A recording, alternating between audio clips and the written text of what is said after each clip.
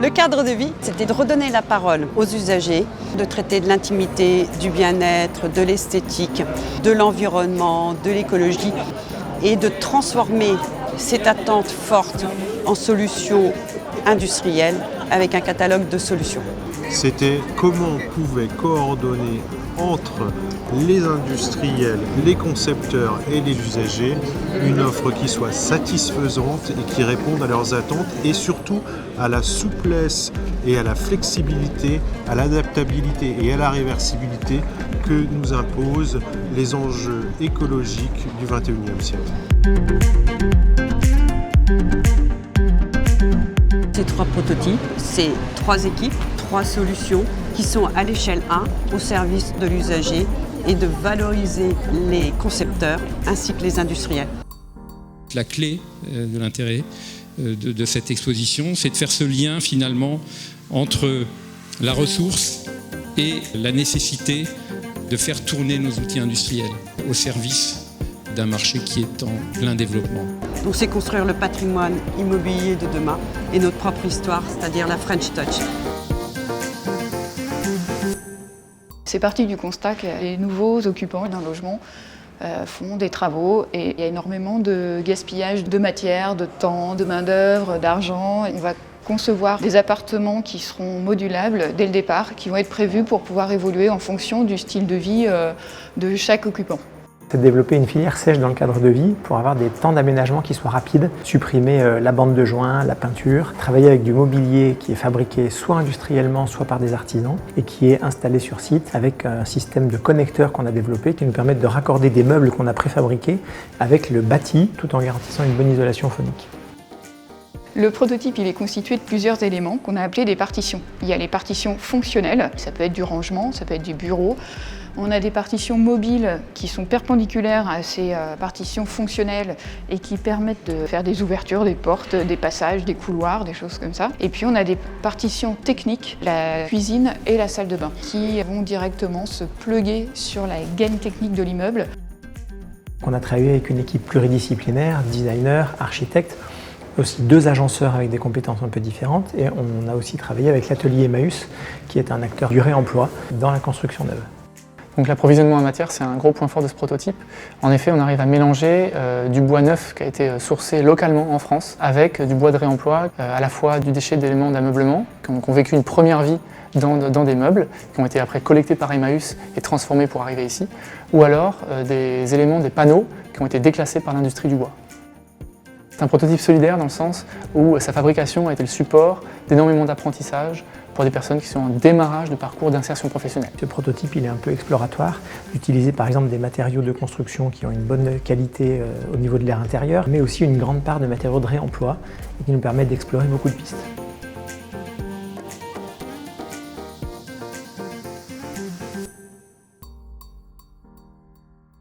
L'idée de départ, c'est de créer un logement plus adapté aux besoins, plus flexible, adapté à l'évolution du cadre de vie et également plus respectueux de l'environnement. C'est de travailler sur le principe du logement sur mesure, c'est-à-dire un logement qui est fait pour l'habitant et qui est conçu par l'habitant. C'était de réfléchir à un espace qui réponde à la difficulté d'évoluer, faire évoluer son logement. C'était aussi de rebrasser toutes les fonctionnalités d'un appartement et d'essayer de les résoudre dans un minimum d'espace. Derrière, il y a une mise en place d'une équipe pluridisciplinaire, architectes, designers, industriels, agenceurs. Nous sommes 2 équipes. Il y a notre équipe avec l'agence Satie et Véronique Limine, R2K, que nous avons travaillé ensemble sur la création d'une bande servante qui peut être configurée complètement par les habitants. On l'a expérimenté ensuite sur 2 projets du concours à 10 voix, qui sont donc Timberloggia et Balcon en forêt. Ici, on va s'attarder uniquement à la bande servante, c'est-à-dire les pièces humides et les pièces de service. On s'est attardé sur 3 fonctionnalités qu'on devait régler. Le cycle se laver, le cycle laver le linge et puis le cycle surtout rangement. Il y a une optimisation de l'espace. Au lieu de faire une succession de pièces dans lesquelles on met des placards, ce sont les murs qui sont des placards. Si je veux avoir des toilettes PMR, je fais sauter un meuble. Voilà l'idée. Ça permet d'ajouter des fonctionnalités qui n'existent pas souvent dans les appartements comme la buanderie. Ce prototype, il intègre énormément les nouvelles technologies en matière de domotique. On va ouvrir des scénarios de luminosité, de son, mais également de sécurité.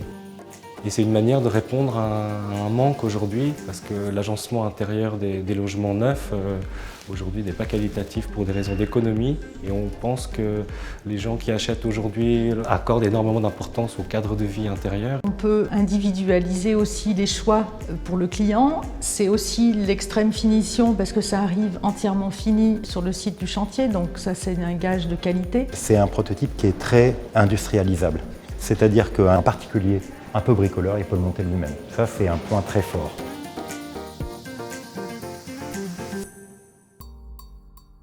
Alors, l'idée de départ, c'était de travailler sur une micro-architecture qui permet de rassembler toutes les fonctions dans un espace compact. Comment compacter le plus possible les pièces d'eau, les éléments vitaux d'un logement, pour les regrouper et du coup libérer plus d'espace pour le logement. Et avoir une fonction modularité, réversibilité et personnalisation des espaces. Moi, designer, j'ai travaillé main dans la main avec l'architecte sur cette intervention.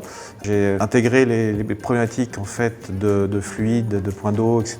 pour finalement arriver à une capsule qui était compacte et qui était cohérente par rapport aux fonctions qu'on avait besoin. Et après, on a travaillé aussi en équipe avec le maître d'ouvrage et l'entreprise. L'ambition était que chacun dépasse son domaine de compétences pour alimenter la conception, d'aller sur le domaine de l'autre pour enrichir la discussion. Alors le prototype est constitué d'un mur technique et à partir de ce mur technique, en fait, on a construit une micro-architecture qui va répondre à différentes fonctions, donc se laver, manger, ranger, sur une surface très réduite de moins de 5 mètres carrés. C'est une coque en bois qui est capable de s'allonger pour recevoir une version PMR. Il y a la possibilité de faire muter le prototype d'une cuisine à un dressing ou un bureau. Donc l'objet final est multifonction, en tout cas adaptable, suivant l'endroit où on le pose. C'est un jeu d'assemblage, un petit peu comme un Lego, qui permet justement d'être facilement démontable et facilement remontable. Tout est industrialisé. On peut personnaliser ces éléments pour répondre aux besoins de l'utilisateur final. Un peu comme un principe de voiture.